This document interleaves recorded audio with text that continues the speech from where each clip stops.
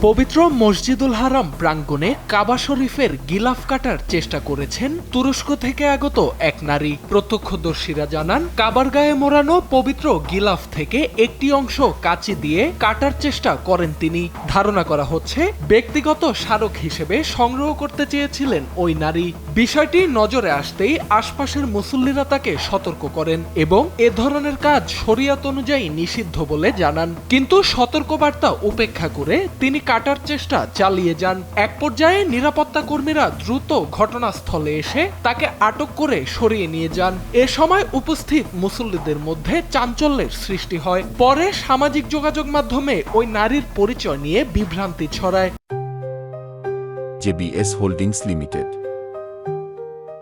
কেউ তাকে মিশরের নাগরিক বললেও ঘটনাস্থলে উপস্থিত সূত্র নিশ্চিত করেছে তিনি তুরস্কের নাগরিক এবং একটি তুর্কি হজ দলের সদস্য।